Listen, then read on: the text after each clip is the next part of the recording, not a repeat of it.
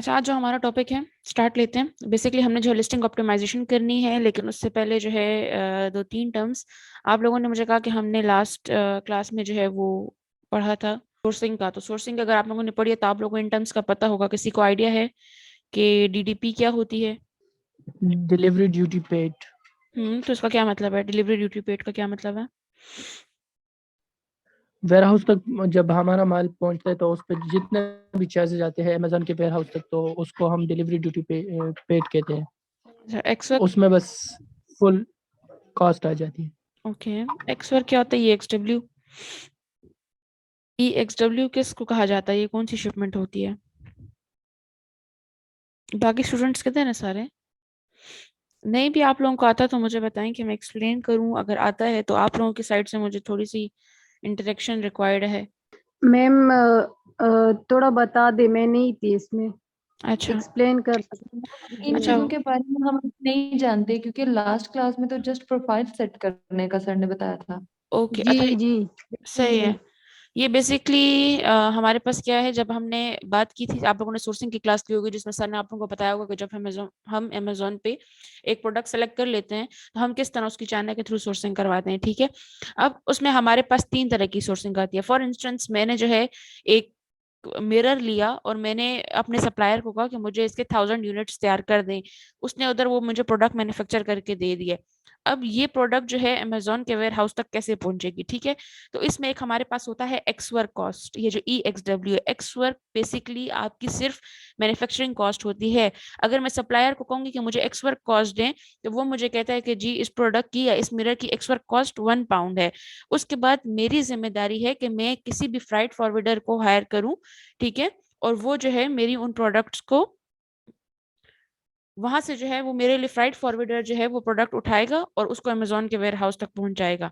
FOB क्या है जो हमारे पास है? Freight on board. ये बेसिकली क्या चीज होती है कि यहाँ पे आपके लिए जो सप्लायर है वो प्रोडक्ट मैन्युफैक्चर भी करता है। ठीक है, और इस प्रोडक्ट को जो है वो पोर्ट तक भी पहुंचाता है। फिर हम उसके आगे दूसरा एक फ्राइट फॉरवर्डर हायर करते हैं जो उसको अमेजोन के वेयर हाउस तक लेके जाता है।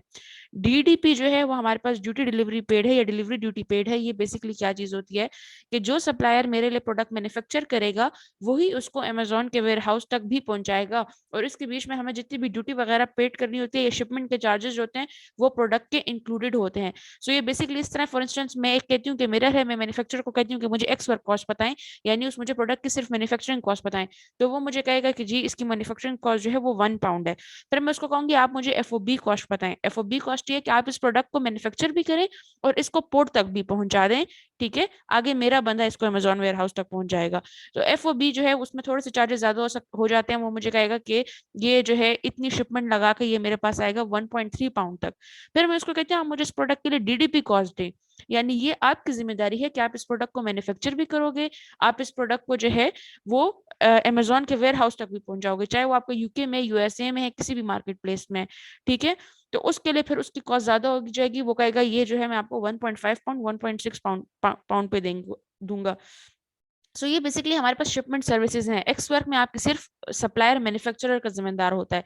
एफओबी में सप्लायर उसको मैन्युफैक्चर भी करेगा, उसको पोर्ट तक भी पहुंचाएगा, आगे एक और बंदा है जो उसको फिर पोर्ट से वेयर हाउस तक पहुंचाएगा। डीडीपी क्या है कि सप्लायर ने पूरी जिम्मेदारी ली हुई है कि वो इस प्रोडक्ट को मैन्युफैक्चर भी करेगा। ठीक है, फिर वो इस प्रोडक्ट को जो है वो आगे अमेजोन वेयर हाउस तक भी सारा पहुंचाएगा। सो ये हमारे पास शिपमेंट टाइप्स आ गई हैं। इसकी समझ आई है? अगर आप लोगों को कोई कंफ्यूजन है तो अभी मुझसे पूछ लें। यस हाँ मैम, ये मैम। अंडरस्टैंड। ओके चले गुड।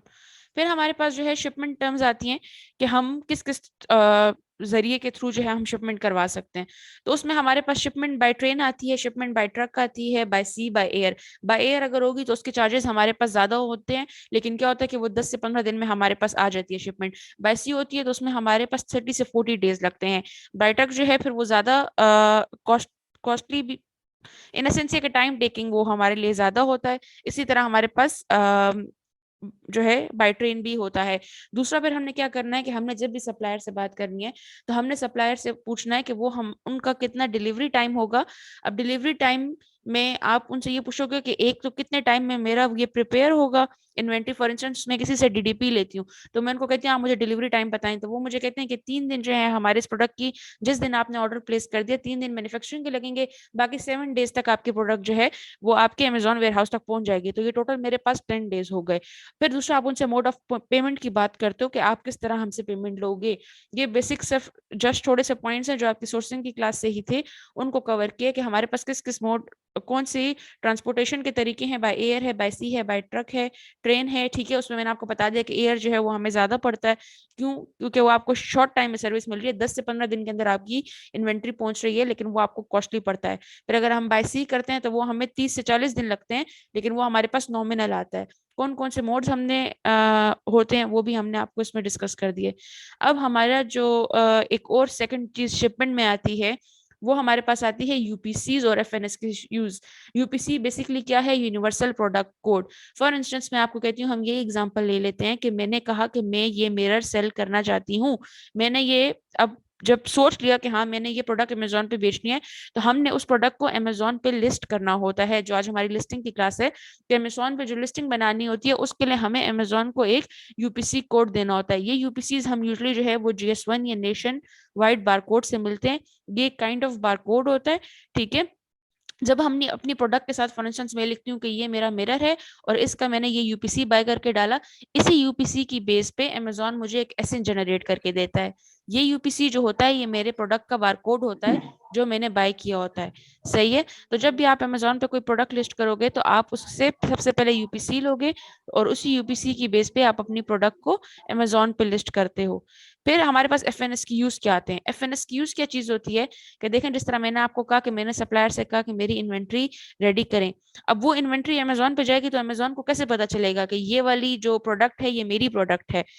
एफएनएसक्यूज क्या होते हैं बेसिकली कि ये आपकी हर एक प्रोडक्ट के ऊपर लेबल लगते हैं। इसको हम कहते हैं fulfilment network stock keeping unit. यानी कि मेरे अगर 1000 यूनिट्स हैं मिरर के, तो उन 1000 मिरर्स के ऊपर मेरा ये बारकोड लगेगा। यहाँ पे मैं आपको दिखा भी देती हूँ।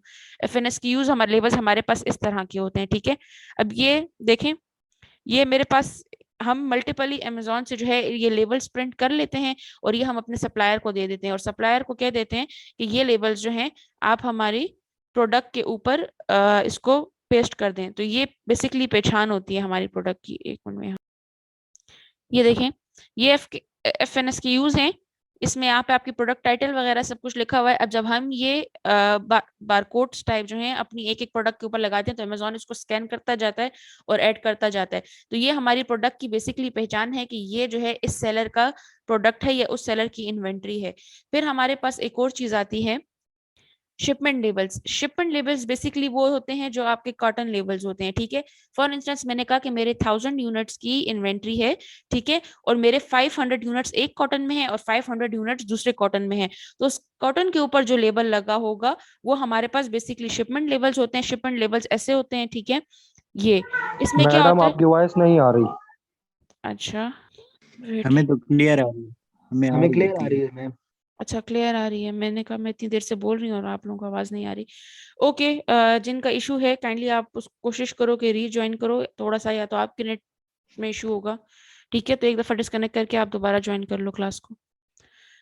अच्छा, तो हम बात कर रहे थे शिपिंग लेबल्स की। शिपिंग लेबल्स बेसिकली क्या होते हैं कि ये आपके जो एक कॉटन के अंदर जितनी भी प्रोडक्ट्स होती हैं उसके ऊपर एक हमारा लेबल होता है। अब इसमें देखें ये जो लिखा हुआ है कि शिप फ्रॉम, यानी मेरे सप्लायर का एड्रेस होगा इसमें, और शिप टू यहाँ पे अमेजोन वेयर हाउस का एड्रेस होगा। सही है, बाकी ये जो बारकोड स्कैन करते हैं तो उनको समझ पड़ जाती है। इस बारकोड में सेलर की इंफॉर्मेशन होती है कि किस सेलर का है, किस ब्रांड का है। ठीक है, जो हमने शिपमेंट क्रिएट की होती है उससे हमें ये मिलता है। जब भी मैं अमेजोन पे अपनी लिस्टिंग करूंगी और मैंने अपनी कोई इन्वेंट्री भिजवानी है तो आप सेलर सेंट्रल में सबसे पहले अपनी शिपमेंट क्रिएट करते हो। शिपमेंट क्रिएट कैसे करते हो कि अमेजोन आपसे पूछता है पहले आप मुझे बताएं आपके कितने कॉटन आने हैं, उन कॉटन्स की डायमेंशंस क्या है, उनका क्या वेट है, फिर एक कॉटन के अंदर आपके कितने यूनिट्स पड़े होंगे। जब हम ये सारी इन्फॉर्मेशन दे देते हैं तो उसकी बेस पे अमेजोन हमें एक एड्रेस देता है कि आपने इन्वेंट्री इधर भिजवानी है। ठीक है, अब ये जो एड्रेस है ये एक अमेजोन वेयर हाउस का एड्रेस है। ये वेयर हाउस एड्रेस हम अपने सप्लायर को दे देते हैं और सप्लायर जो है वो हमारी इन्वेंट्री फिर इस वेयर हाउस पे भिजवा देता है। ये लेबल्स हम उनको प्रोवाइड करते हैं, वो हमारे लिए लेबल्स पेस्ट करते हैं हमारे हर आइटम पे भी जो एफएनएस के यूज है हमारे हर एक यूनिट पे। और ये जो शिपिंग लेबल होता है ये हमारे कॉटन के ऊपर जो है ये पेस्ट होता है। इतने तक की आप लोगों को समझ आ गई है? मैम जी ये मैम, बिल्कुल। हम अपने सेलर को वो करेंगे जिससे हम लोग शिप करेंगे। क्या जी, दोबारा क्वेश्चन करें। ये लेबल हम प्रोवाइड करेंगे जी, लेबल जिसको हम हम प्रोवाइड करेंगे। जब हम शिपमेंट क्रिएट करते तो हैं ना ये तो हम वहां पे लेंगे कहाँ से? जी, ये लेबल हम लेंगे कहाँ से? ये आप अमेजोन पे जब शिपमेंट क्रिएट करते हो ना तो वहां पे ही हम लेबल्स क्रिएट करते हैं। वहां से हम लेबल्स क्रिएट करते हैं, फिर वो डाउनलोड लेबल की ऑप्शन आती है, वो आपसे पूछता है फॉर इंस्टेंस आपके कितने यूनिट्स हैं, उतने की हमें वो लेबल्स डाउनलोड कर करते हैं। तो मैं कहती हूँ कि मुझे 200 यूनिट्स के लिए एफएनएस के यूज डाउनलोड करके दें, तो वो मुझे 200 बार कोड्स देगा। मैं 400 के लिए कहूंगी तो वो मुझे 400 देगा। फिर अगर मैं शिपिंग लेबल कहूंगी वो पूछेगा कितने कॉटन हैं, मैं कहूंगी मेरे 3 कॉटन हैं, तो 3 कॉटन के लिए जो है मुझे वो एक पीडीएफ फाइल दे देते हैं। वो पीडीएफ फाइल हम अपने सप्लायर को भेजते हैं और उनको बता देते हैं कि जी हमें अरे ये लेबल्स हैं, ये आप प्रोडक्ट्स के ऊपर पेस्ट करेंगे और ये वाली कॉटन के ऊपर पेस्ट करेंगे, ठीक है। ये सेलर सेंट्रल पे ही हम लोग करते हैं, वहीं से होता है शिपमेंट क्रिएट करते वक्त। आपको जब आप अपनी प्रोडक्ट लिस्ट करते हो तो साइड पे आपके पास फिर शिपमेंट क्रिएट करने की ऑप्शन आती है। अच्छा, ये हमारा हो गया रिलेटेड टू जो आप लोगों की सोर्सिंग की क्लास से पॉइंट्स रह गए थे वो। अब आज जो हमने डिस्कस करना है वो बेसिकली हमने लिस्टिंग ऑप्टिमाइजेशन डिस्कस करनी है। लिस्टिंग ऑप्टिमाइजेशन क्या है, पहले हम एक लिस्टिंग को ओपन कर लेते हैं। अच्छा, लिस्टिंग हम बेसिकली किसको कहते हैं, देखें जब हमने स्टार्ट में क्लासेस ली थी हमने इस बात को डिस्कस किया था कि एक जब कोई भी फिजिकल शॉप होती है तो वहां पे कोई कस्टमर आता है तो जो दुकानदार है वो किस तरह अपनी प्रोडक्ट के फीचर्स डिफाइन करता है। तब आपके पास फिजिकल में चीज मौजूद होती है, कोई कपड़ा है तो वो कपड़े की क्वालिटी बता सकता है, वो टच करके आप मटेरियल देख सकते हो, उसके कलर सब कुछ, यूजेज हर चीज देख सकते हो। ऑनलाइन जब हम अमेजोन या दराज के थ्रू प्रोडक्ट सेल कर रहे होते हैं तो हम प्रोडक्ट के फीचर्स किस तरह जो है वो कंज्यूमर को या वो बायर को डिफाइन करेंगे। तो ये जो प्रोडक्ट के फीचर्स डिफाइन करना है, चाहे वो आप इमेजेस के थ्रू कर रहे हो या चाहे आप वो रिटर्न कंटेंट के थ्रू कर रहे हो, उसको हम लिस्टिंग कहते हैं। फॉर इंस्टेंस मैंने ये एक जो है प्रोडक्ट खोल दी, अब इसकी ये जो इमेज मेरे पास आ रहा है ये मुझे बता रहा है कि अगर मैं ये स्प्रे बॉटल लेती हूँ इसके ये कलर्स हैं। फिर इसके साथ जो कंटेंट होगा वो कंटेंट मुझे डिफाइन करेगा कि मेरे पास ये किस मटेरियल में है, इस प्रोडक्ट की क्या डायमेंशन है, इसका साइज कितना है, इसका वॉल्यूम कितना है, इसके कलर कौन कौन से हैं, अच्छा इसको मैं किस किस तरीके से यूज कर सकती हूँ, ठीक है। तो ये बेसिकली जो है हमारे पास ये वाला एरिया ये हमारे पास लिस्टिंग में आता है। देखें इसमें हमारे पास ये जो टाइटल है, बुलेट पॉइंट्स हैं, कंटेंट है, ये हमारे पास कंटेंट ऑप्टिमाइजेशन का पार्ट है। और ये जो मेरे पास इमेजेस हैं ये मेरे पास इमेजेस ऑप्टिमाइजेशन का पार्ट है। हम वन बाय वन दोनों को पढ़ेंगे, ठीक है। और मैं आपको बताऊंगी कि किस तरह हम इमेजेस के थ्रू जो है वो बायर को इस चीज के लिए राजी कर सकते हैं कि वो हमसे परचेज करे, या किस तरह जो है इस लिस्टिंग के थ्रू हम कन्वर्जन अपनी प्रोडक्ट्स पे या अपने आइटम्स पे लेके आ सकते हैं। लिस्टिंग ऑप्टिमाइजेशन में इमेजेस ऑप्टिमाइजेशन से स्टार्ट करते हैं। अच्छा, अमेजोन पे अब जब भी आप कोई प्रोडक्ट लिस्ट करते हो तो अमेजोन के कुछ रूल्स हैं, ठीक है, कि अगर आपकी इमेजेस हैं तो आपकी इमेजेस किस तरह की होनी चाहिए। सबसे पहले हमारे पास क्या है, मेन इमेज से रिलेटेड पॉइंट, कि आपके मेन इमेज जो है उसका बैकग्राउंड व्हाइट होगा, प्लेन होगा। फिर सेकंड इमेज जो होगा वो आपकी ब्रांडिंग से रिलेटेड होगा। थर्ड इमेज आपका लाइफस्टाइल से रिलेटेड होगा। फोर्थ इमेज है उसमें आपकी इन्फोग्राफिक्स होंगी जिसमें आप प्रोडक्ट के फीचर्स बता रहे हो और इसके साथ आप वीडियोस ऐड कर सकते हो। अब मैं अगर अपनी फर्स्ट इमेज पे आती हूँ तो फर्स्ट इमेज के बारे में अमेजोन क्या कहता है कि आपकी इमेज का जो 85% ऑफ एरिया है वो आपकी प्रोडक्ट ने कवर किया हो। इसके अलावा जो है आपके पास मेन इमेज में कोई और फालतू चीज नहीं होनी चाहिए, कोई और एक्सेसरीज नहीं होनी चाहिए, ठीक है। आपकी जो भी मेन इमेज है वो हाई पिक्सल्स की होनी चाहिए, 10,000 पिक्सल्स को वो एक्सीड नहीं कर सकती। जो स्मॉल साइड है उसकी उसमें 500 पिक्सल्स और लार्जेस्ट साइड पे 1000 पिक्सल्स और जेपीजी होनी चाहिए। ये सारा क्राइटेरिया है। अभी इसको मैं आपको जब अमेजोन पे दिखाऊंगी तो फिर मैं आपको ये चीजें साथ साथ एक्सप्लेन करती हूँ। ये देखें, ये जिस तरह अभी मैंने ये खोला था, इसने मेन इमेज का क्या कहा था, सबसे पहले हमने कहा था कि हमारे पास एक मेन इमेज होगी जिसमें आपकी प्रोडक्ट होगी, प्रोडक्ट हाई पिक्सल की हो, जो ही मैंने इस पे कर्सर किया तो इसने इस प्रोडक्ट को मुझे जूम करके बता दिया। अब देखें ये कितनी क्लियर इमेज है, इसका मतलब है ये हाई पिक्सल इमेज है, ये जूम करने पर भी खराब नहीं होती।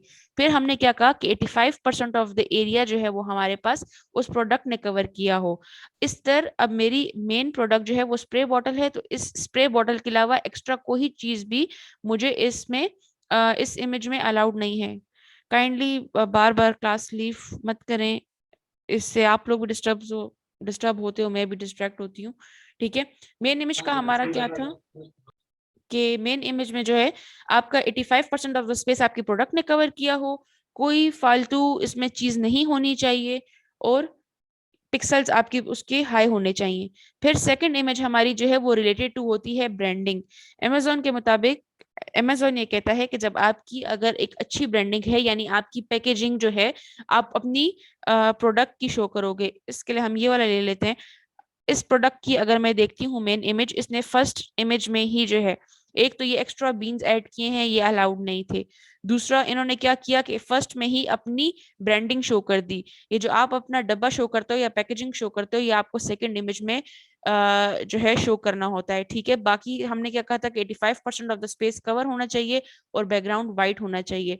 फिर सेकेंड इमेज में उन्होंने क्या किया हुआ है, अच्छा सिर्फ फर्स्ट इमेज में आपकी ये रिस्ट्रिक्शन है कि आपका बैकग्राउंड व्हाइट हो, उसके बाद आप कलर्ड बैकग्राउंड जिस तरह आपको सही लगे आप उसको यूज कर सकते हो।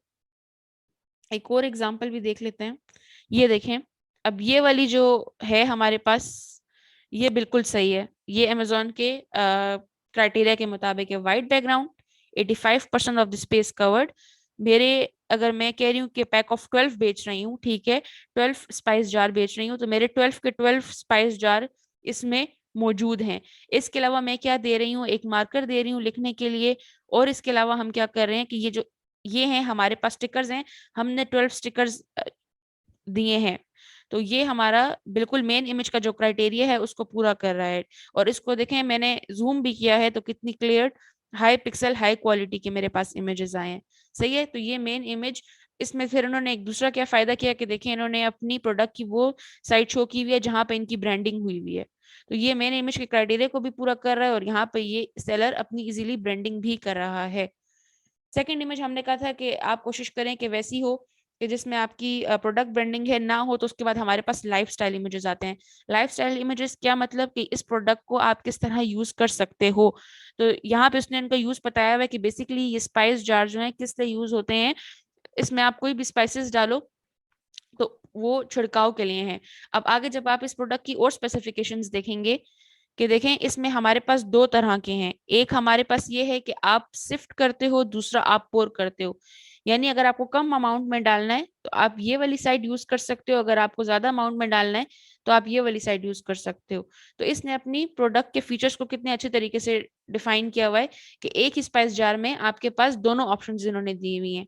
ठीक है, फिर हमारे पास इसके बाद भी ये भी एक शायद नवाज, अच्छा ये भी हमारे पास एक और है कि ये मैग्नेटिक स्पाइस जार हैं। तो इन्होंने हमें क्या बताया कि इन स्पाइस जार्स को जो है हम कहीं भी अपने प्रोडक्ट में लाइक मैग्नेटिक सर्फेसिस हो, जिस तरह भी इन्होंने फ्रिज पे किया हुआ है, किचन में टाइल्स पे आप इजीली प्लेस कर सकते हो, उनको इजीली अटैच कर सकते हो। ठीक है, यहाँ पे अब जो हमने इन्फोग्राफिक्स की बात की थी कि फोर्थ इमेज आपका रिलेटेड टू इन्फोग्राफिक्स होगा। ये इमेज क्या कर रही है, इंफॉर्मेशन दे रही है, ये उसका डायमेंशन बता रही है, उसकी हाइट बता रही है कि 2.5 इंचेस विड्थ है, हाइट इसकी कितनी है। साथ इन्होंने इमेज ऐसी डाली है जिसपे इन्होंने अपनी ब्रांडिंग की हुई है।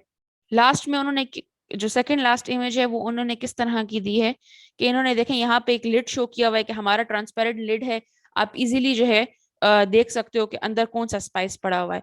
फिर इन्होंने ये साइड शो करके क्या दिखाना चाहते हैं कि हमारे पास इसकी मैग्नेटिक सरफेस है।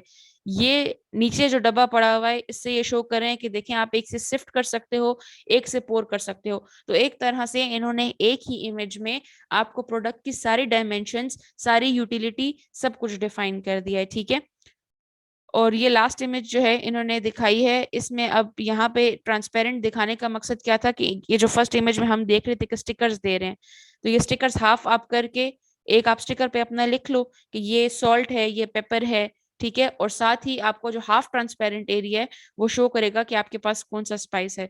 सो बेसिकली हमारे पास जो अमेजोन का क्राइटेरिया उसके मुताबिक ये अब बेस्ट इमेजेस हैं इस सेलर की, और ये किसी भी बायर के लिए काफी है। कोई भी बायर देखेगा तो वो इजीली उसको इस प्रोडक्ट के बारे में सारी इंफॉर्मेशन मिल गई है कि हमारे पास सिल्वर कलर में है, स्टील मटेरियल है, इसमें मेरे पास 2 ऑप्शंस है पोर करने की, ऊपर से ट्रांसपेरेंट भी है, इसमें इन्होंने ब्यूटी भी ऐड की हुई है, ठीक है, मैग्नेटिक है, यूटिलिटी भी इसकी बताई गई है। तो इस तरह की जो इमेजेस होती हैं या इस तरह का कंटेंट होता है वो बायर के लिए बहुत ज्यादा अट्रैक्टिव होता है। अच्छा, साथ साथ में स्लाइड्स पे आप लोगों को बता देती हूँ, images must accurately represent the product. जो आपकी प्रोडक्ट है सिर्फ वही होनी चाहिए, ठीक है। ये ना हो कि आपने फॉर इंस्टेंस मैं आपको कहती हूँ कि कोई बंदा जो है एक्वेरियम सेल कर रहा है, वो एक्वेरियम की पिक्चर देता है, साथ उसके अंदर जो भी फिश या और सामान होता है वो भी देता है। बाद में जब ऑर्डर आता है तो सिर्फ एक्वेरियम मिलता है और सामान नहीं मिलता। बायर, ये एक्चुअली हो चुका है एक दफा, बायर आपसे डिमांड करता है कि जी वो बाकी सामान किधर है एक्वेरियम के अंदर का, तो वो कहते हैं नहीं हम तो सिर्फ एक्वेरियम दे रहे थे, वो सामान तो नहीं दे रहे थे।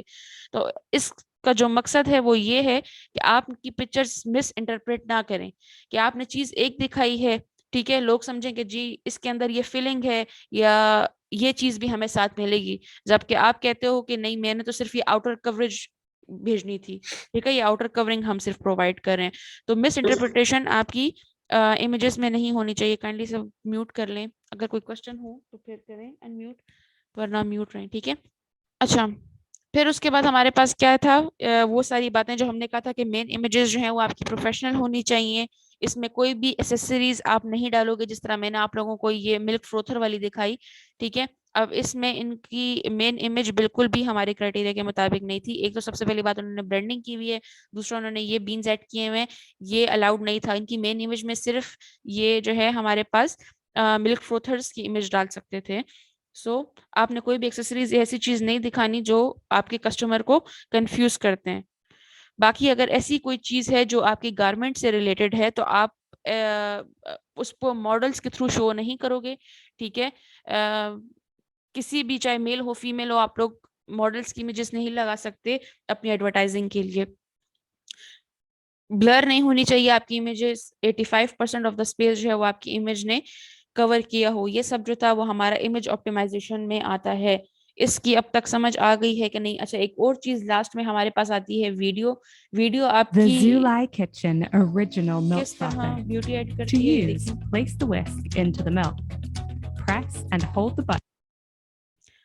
वीडियो से कितना फर्क पड़ता है ये आप लोग ये वीडियो देखो कि इन्होंने कितनी अच्छी अपनी ब्रांडिंग की हुई है, उनकी जितनी भी वेरिएशंस हैं इन्होंने वो दिखाई हुई हैं, ठीक है। और एक मिनट,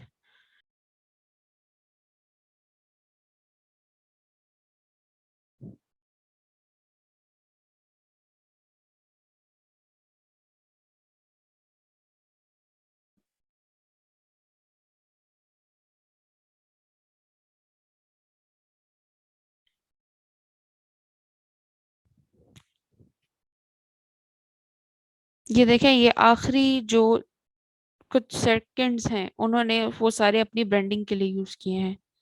कोई क्वेश्चन समझ आइए आप लोगों को इस चीज की कि नहीं? अभी तक सिर्फ इमेज ऑप्टिमाइजेशन की, कि इमेजेस के थ्रू जो है किस तरह हम अपनी लिस्टिंग को अच्छा बना सकते हैं। किसी का भी कोई क्वेश्चन है तो पूछ लें, उसके बाद फिर हम कंटेंट ऑप्टिमाइजेशन पे जाते हैं। इमेजेस कौन बनाता है? मतलब इमेजेस हम खुद लेते हैं या फिर किसी को ऑर्डर देते हैं? इमेजेस आप इस फाइवर तरह पर कर करते हैं या सकते हो फिर कि ऑनलाइन आप अगर या सैंपल कोई और सोर्स? मंगवाते हो, अगर आप कोई भी सैंपल मंगवा रहे हो तो फिर तो आप फोटोग्राफर ढूंढें अपने लिए, ठीक है, और उसके थ्रू आप फोटोग्राफी करवा सकते हो। यूजुअली इस तरह होता है कि वो लोग सप्लायर से इमेज उठा लेते हैं और उसी को ग्राफिक डिजाइनर के थ्रू एडिट करवा देते हैं।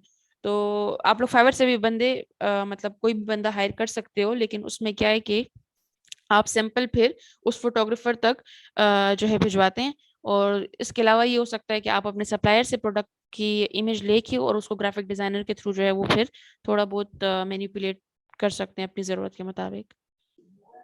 No question. अच्छा मैम, अगर ये पिक्चर्स हम गूगल से ले लें तो क्या कैसा होगा?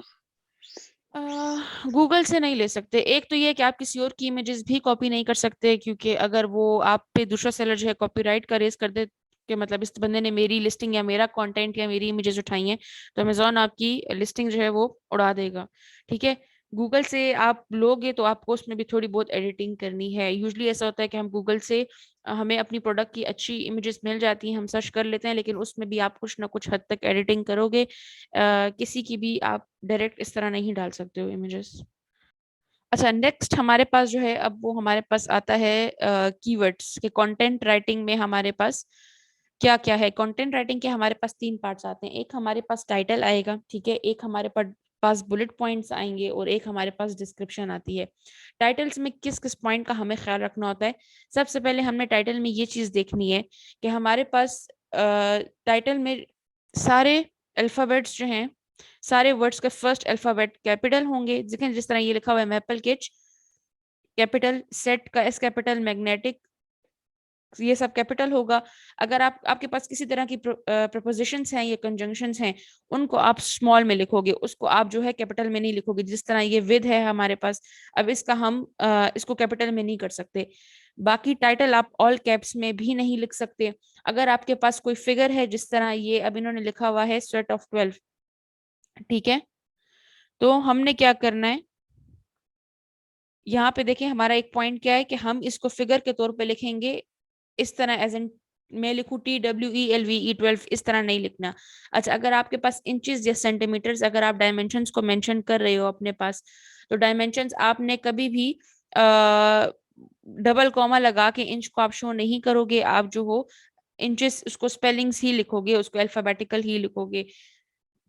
इसके अलावा स्पेशल कैरेक्टर्स जो हैं वो आप अपने पास साथ यूज नहीं कर सकते। आप अपनी कोई ब्रांडिंग नहीं कर सकते, आप बेस्ट सेलिंग नहीं यूज कर सकते, आप सेल, फ्री शिप, इस किस्म के वर्ड्स यूज नहीं कर सकते, हॉट सेलिंग आइटम यूज नहीं कर सकते। बेसिक इसका मतलब ये है कि आप अपनी प्रोडक्ट के टाइटल में किसी तरह का भी क्लेम नहीं कर सकते। सही है। दूसरा, इसमें एक हम किस चीज का ख्याल रखते हैं कि जब भी आप टाइटल लिखते हो तो आप ब्रांड नेम उसका मेंशन करते हो पहले।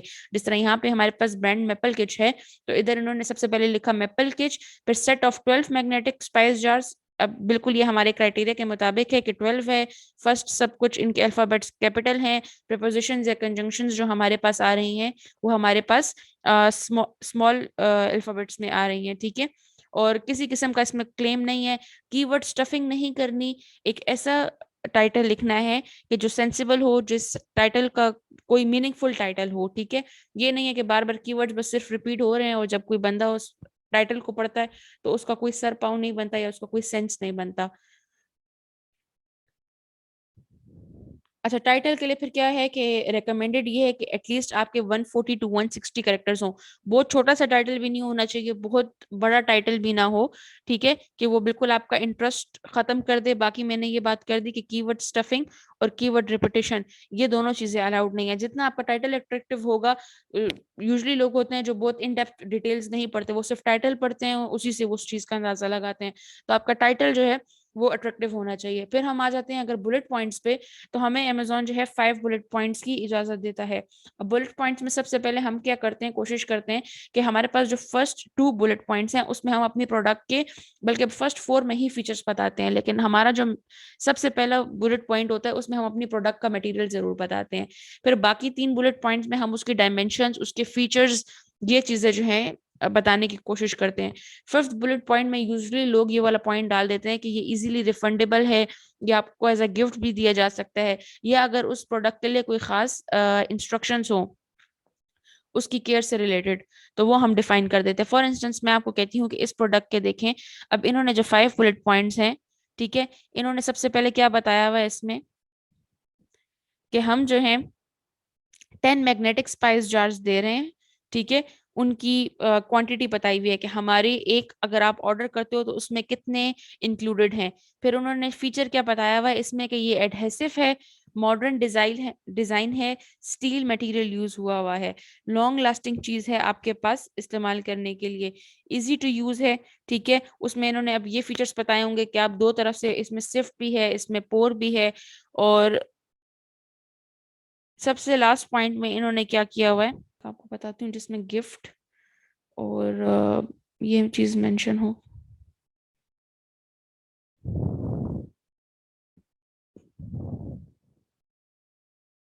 ये देखें, अब इनका लास्ट पॉइंट चेक करें, इन्होंने क्या लिखा है, if there are any issues, so आप हमें कांटेक्ट कर सकते हैं। उसमें फिर यूजुअली लोग मेंशन करते हैं कि आप हमें ये प्रोडक्ट वापस कर दें, हम आपको रिफंड कर देंगे। ये बेसिकली बायर को बताने का एक्चुअली मकसद क्या होता है कि कोई भी बायर अगर प्रोडक्ट लेता है और इफ इन केस उनको डिफेक्टेड मिलती है या कोई इशू होता है, तो हमने एक तरह से बायर को मैसेज किया हुआ है कि इससे पहले कि आप मुझे नेगेटिव रिव्यू दो, ठीक है, आप मुझे मैसेज करो, आप मुझे अपना मसला बताओ, मैं आपको ये प्रोडक्ट जो है रिफंड कर दूंगा या दूसरी एक प्रोडक्ट भेज दूंगा और आपके पैसे भी आपको रिफंड कर दिए जाएंगे। सो ये एक तरह से हम बायर को मैसेज कर रहे होते हैं कि एब्रप्ट डिसीजन लेने के बजाय और डायरेक्ट वो हमें नेगेटिव रिव्यू दे दे, तो ये हमारी तरफ से आपके लिए ऑफर ओपन है। फिर कुछ प्रोडक्ट्स होती हैं जिसके नीचे हम मेंशन कर देते हैं कि ये गिफ्ट के तौर पे बेहतरीन प्रोडक्ट है, ठीक है। सो सबसे पहले हमारे पास कंटेंट में टाइटल मैटर करता है, आपका टाइटल अच्छा होना चाहिए। उसके हमने पॉइंट्स बता दिए कि क्या लेंथ होनी चाहिए, किन किन बातों को अवॉइड करना है, कौन कौन सी चीजें लाजमी है। फिर हमने इन बुलेट पॉइंट्स को किस तरह जो है यूटिलाइज करना है, किस तरह हमने इसके सारे फीचर्स डिफाइन करने हैं, उसमें आपका मटेरियल, उसमें आपकी यूटिलिटी कि इस प्रोडक्ट को किस किस तरीके से यूज किया जा सकता है, ठीक है। अगर आपके उसके कोई खास पॉइंट्स हैं कि ये स्पेशल केयर मांगता है या इसकी ड्यूरेबिलिटी इतने टाइम के लिए है या कोई बच्चों से रिलेटेड चीज है, तो आप कहो कि ये जो है 3 साल से या 4 साल के बच्चे सिर्फ उससे ऊपर की एज वाले यूज कर सकते हैं, नीचे वालों के लिए, इससे नीचे वाले एज के लिए अच्छा नहीं है, वॉशेबल है, हाथ में धोना जरूरी है, ये मशीन में भी धोया जा सकता है। तो ये सारे पॉइंट्स जो हैं फिर हम आखिर दो जो हमारे पास बुलेट पॉइंट्स होते हैं उसमें डिफाइन कर देते हैं। फिर इसके बाद हमारे पास जो है प्रोडक्ट डिस्क्रिप्शंस आती हैं, ठीक है। अब हमारे पास जो प्रोडक्ट डिस्क्रिप्शन बेसिकली दो तरह की होती हैं। एक हमारे पास प्रोडक्ट डिस्क्रिप्शन होती है जो आपको अमेजोन देता है पैराग्राफ के तौर पर, और एक हमारे पास ए प्लस कंटेंट के तौर पर होता है। पैराग्राफ के तौर पर और ए प्लस कंटेंट में क्या फर्क है? ऐसे सेलर्स जिनका ब्रांड अमेजोन के साथ रजिस्टर नहीं होता, ठीक है, उनको अमेजोन एक डिस्क्रिप्शन की ऑप्शन देता है कि आप अपने प्रोडक्ट की डिस्क्रिप्शन लिखो, लेकिन उस डिस्क्रिप्शन में आप इमेजेस ऐड नहीं कर सकते हो। अब ये जो मेरे पास डिस्क्रिप्शन है ये ए प्लस कंटेंट वाली है, इसमें अमेजोन ने आपको ऑप्शन दी हुई है। पहले मैं आपको एक ऐसी डिस्क्रिप्शन ढूंढ देती हूँ जिसमें अमेजोन की तरफ से ऑप्शन ना हो। जब तक ये लोड होती है चले हम दूसरा डिस्कस कर लेते हैं। ए प्लस कंटेंट या इनहेंस ब्रांड कंटेंट बेसिकली क्या है? जो लोग हमारे पास अमेजोन के साथ ब्रांड रजिस्टर्ड होते हैं तो अमेजोन ने उनको ये एक ऑप्शन दी हुई है या उनके पास ये एक फायदा है कि वो अपनी प्रोडक्ट्स को जो है ज्यादा अच्छे तरीके से इमेजेस के थ्रू या एक ब्रांड स्टोरी के थ्रू जो है वो बायर तक पहुंचा सकते हैं। अब इसमें हमारे पास जो है वो मल्टीपल ऑप्शंस आते हैं। आप इसमें बुलेट पॉइंट्स के तौर पे भी ऐड कर सकते हो अपनी प्रोडक्ट से रिलेटेड इन्फॉर्मेशन, आप इसमें एक पैराग्राफ के तौर पर भी ऐड कर सकते हो, आप इसमें ये भी कर सकते हो कि फॉर इंस्टेंस में इस प्रोडक्ट की अभी देखें ये लिस्टिंग स्पाइस जार की है होगी सिर्फ, लेकिन आप अपनी ब्रांड की और प्रोडक्ट्स को भी साथ मेंशन कर सकते हो। ये मेरे पास अब जो प्रोडक्ट डिस्क्रिप्शन शो कर रहा है ये बेसिकली ब्रांड रजिस्टर्ड नहीं है। जब कोई ब्रांड रजिस्टर्ड नहीं होता वो अमेजोन को प्रोडक्ट डिस्क्रिप्शन देता है तो आपके पास इस तरह पैरा फॉर्म में आती है या आप इसमें ज्यादा से ज्यादा बुलेट पॉइंट्स डाल सकते हो। अब ये ए प्लस कंटेंट नहीं है, लेकिन अगर मैं इस ब्रांड की अब डिस्क्रिप्शन देखूंगी तो इन्होंने मजीद इमेजेस के साथ जो है अपनी प्रोडक्ट को इनहेंस किया हुआ है या अपनी इमेजेस के थ्रू ज्यादा उसको लिस्टिंग को अच्छा बनाया हुआ है। तो ये मैं आपको ये देखें आप, ये जो है ए प्लस कंटेंट है। इन्होंने क्या किया हुआ है कि इमेजेस के थ्रू अपनी प्रोडक्ट को बैनर्स ऐड किए हुए हैं, उसमें यहाँ पे उन्होंने और उसकी डिटेल्स ऐड की हुई हैं। इसी तरह और जो हमारे पास ईबीसी कंटेंट्स होते हैं कुछ में हमारे पास बुलेट पॉइंट्स की ऑप्शन आती है, जिस तरह इस प्रोडक्ट की भी देख लेते हैं। ये देखें ऊपर इन्होंने अपना जो लोगो है वो शो किया हुआ है फर्स्ट बैनर में, सेकंड बैनर में उन्होंने अपनी प्रोडक्ट शो की हुई है, ठीक है। उसके नीचे उन्होंने एक पैरा सा लिखा हुआ है। फिर ये अब क्या किया हुआ है कि इसको मजीद हेडिंग्स के थ्रू या इसकी मजीद यूटिलिटी बताई हुई है कि होम क्लीनिंग के लिए भी यूज किया जा सकता है, पेट ग्रूमिंग के लिए भी यूज किया जाता है, आप अपने होम डेकोर के लिए भी यूज कर सकते हो। अगर आउटडोर आप इसकी यूजेज देखना चाहते हो तो आप इसको किस तरह यूज कर सकते हो, ठीक है। फिर बुलेट पॉइंट्स इन्होंने यहाँ पे ऐड किए हुए हैं। सो इसका ये फायदा है कि अगर आपके पास अमेजोन मेन इमेजेस या मेन कंटेंट के लिए सिर्फ 9 इमेजेस अलाउड करता है और एक वीडियो अलाउड करता है और ऊपर हमारे पास बुलेट्स में 5 बुलेट्स की ऑप्शन है, तो जिसके पास ये ए प्लस कंटेंट होता है ये अब देखें अनलिमिटेड फीचर्स और अनलिमिटेड इमेजेस के थ्रू जो है ये प्रोडक्ट को डिफाइन कर रहे हैं। तो ये मेरे लिए ज्यादा अट्रैक्टिव है कि मैं एक बायर के पास आऊं, उसकी सारी इमेजेस, उसके ये थोड़े बहुत पॉइंट पढ़ के मुझे उसके प्रोडक्ट के सारे, एक बायर जो है किसी भी लिस्टिंग पे आए और वो उसके थ्रू, उसकी प्रोडक्ट के सारे इमेजेस के थ्रू, उसकी लिस्टिंग के थ्रू प्रोडक्ट के सारे फीचर्स को जान ले। ठीक है, तो इस तरह की इमेजेस के थ्रू क्या होते हैं कि आपके कन्वर्जन के चांसेस जो है वो इंक्रीज हो जाते हैं। पॉइंट क्लियर हुआ आप लोगों को कि नहीं? मैम एक क्वेश्चन है। जी मैम ये A+ कंटेंट की इजाजत हमें तब मिलती है जब ब्रांड रजिस्ट्री हो हमारी। जी, जब आपका ब्रांड रजिस्टर हो जाता है तब आपको एक प्लस कंटेंट मिलता है। अमेजोन के साथ आपको पहले ब्रांड रजिस्टर करना पड़ता है। तो अब ये जिनका A+ अच्छा कंटेंट मैम है, जी जी ये बुलेट पॉइंट जो है मैम, इसके आइडियाज हम कहाँ से गेट करेंगे? अच्छा, ये लिखने के bullet bullet point. Points basically ये आपने किस तरह करना है कि जब हम आपको भी प्रोडक्ट हंट करते हो ना, उसके बाद आप जी सोर्सिंग कर ली, आप कीवर्ड रिसर्च करते हो। कीवर्ड रिसर्च बेसिकली हम किस तरह करते हैं वो मेरे ख्याल में आप लोगों की नेक्स्ट क्लास होगी। वो इस तरह होती है कि जब हम अमेजोन पे टूल रन करते हैं ना, एक्सटेंशन हम हीलियम की रन करते हैं, तो हमारे पास वो टॉप सेलर्स आ जाते हैं। हम उन वहां से टॉप 10 सेलर्स की को सेलेक्ट करके और सेरेब्रो रन करते हैं। सेरेब्रो से हम उनके कीवर्ड्स उठाते हैं। हम फिर उसमें चेक करते हैं कि सबसे ज्यादा कॉम्पिटिशन। रेलेवेंट, हाँ, कॉम्पिटिटर के कीवर्ड्स, कि हमारे कॉम्पिटिटर्स किन कीवर्ड्स पे रैंक्ड हैं। उसकी बेस पे हम वही कीवर्ड्स जो है यूज करके अपनी लिस्टिंग में डालते हैं। और जब फिर हमारा अच्छा उसका मकसद क्या होता है कि हर कीवर्ड के अपने सर्च वॉल्यूम होते हैं, तो जब बायर कोई सर्च करता है तो अमेजोन यहाँ से हमारी प्रोडक्ट्स उठा के शो करता है। बाकी उसका कंटेंट लिखना कैसे है, ये किस टाइप का कंटेंट होना चाहिए, उसके लिए भी बेस्ट तरीका ये है कि आप अपने कंपटीटर की ये जो फर्स्ट पेज पे लिस्टिंग्स हैं उनको ओपन करें और देखें कि इन्होंने प्रोडक्ट के कौन कौन से फीचर्स और किस तरह डिफाइन किए हुए हैं। कंटेंट में कीवर्ड यूज तो हम मस्ट करते ही करते हैं, लेकिन अपने कंटेंट को डिफाइन किस तरह करना है, उसको और किस तरह अच्छा बनाना है, वो आपकी कंटेंट राइटिंग स्किल भी है। और दूसरा ये है कि आप मैक्सिमम लिस्टिंग्स जो है वो उस पे ओवरव्यू करो। हो सकता है कि कोई फीचर आपको उसकी प्रोडक्ट पे नजर आ रहा हो या आप उसको अच्छे से डिफाइन कर सको, या आप कहो कि ये तो इसने डिफाइन ही नहीं किया। जिस तरह मैंने आपको इनकी लिस्टिंग में यूटिलिटी बताई, ठीक है, तो हो सकता है कि आपको ये इमेज देख जी के हो कि यार इसकी और भी कोई यूटिलिटी है। जी ठीक ठीक समझ। और मैम एक ऐसा क्वेश्चन, ये कॉम्पिटिटर का मेन क्राइटेरिया क्या होगा कि हमने उसमें ज्यादा सर्च वॉल्यूम वाले और कम रिव्यूज वाले कॉम्पिटिटर्स के कीवर्ड्स उठाने? नहीं, कंपटीटर जो है, अगर आप कीवर्ड रिसर्च के लिए बात कर रहे हो तो आप टॉप 10 उठाते हो।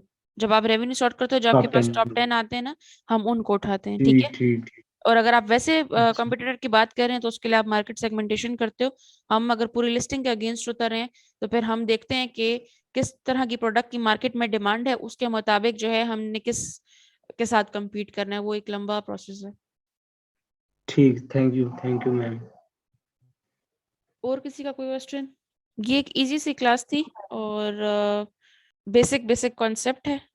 फिर आपका इंशाल्लाह कीवर्ड रिसर्च का होगा तो उसमें फिर आपको बताएंगे कि लिस्टिंग वगैरह लिखनी कैसी है। लेकिन मकसद अभी आपको क्या बताना था कि इमेजेस के थ्रू और किस तरह आप कंटेंट के थ्रू बायर के से अपनी प्रोडक्ट के लिए कन्वर्जन ले सकते हो, और अमेजोन के क्या स्टैंडर्ड्स हैं कोई भी प्रोडक्ट लिस्ट करने के लिए, किसी तरह के भी इमेजेस लिस्ट करने के लिए। अच्छा मैम, अगर हमारे अकाउंट आ जाता है हमारी अकाउंट उसमें मसला आया कि लिस्टिंग कुछ आ जाए, कुछ इशू ऑन द वे हो, तो फिर हम उस शिपमेंट का हम क्या करते हैं, उसको कैसे मैनेज करते हैं? कुछ समझ नहीं आई आपकी इतनी डिस्ट्रप्शन हेलो, की आवाज की। जी बोलें, किस शिपमेंट को क्या मैनेज करते हैं? स्टार्ट में कुछ समझ नहीं आया मुझे।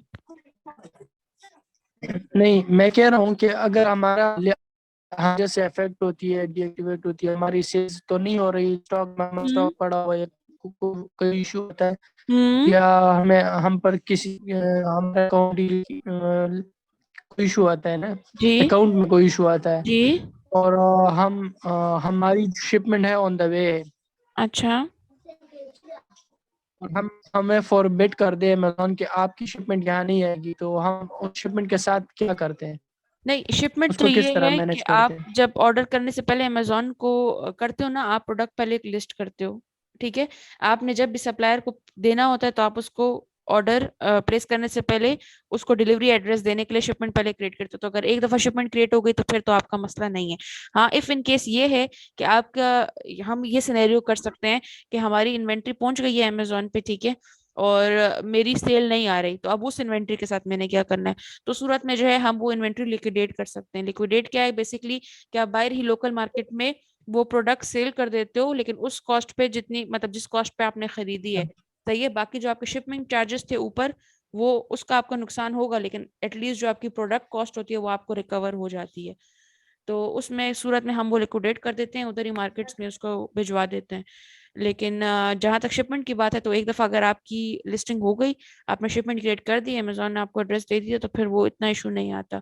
अगर ऐसा कोई इशू है कि 1-2 दिन का आगे पीछे का डिले है, वो मैनेज फिर किया जा सकता है।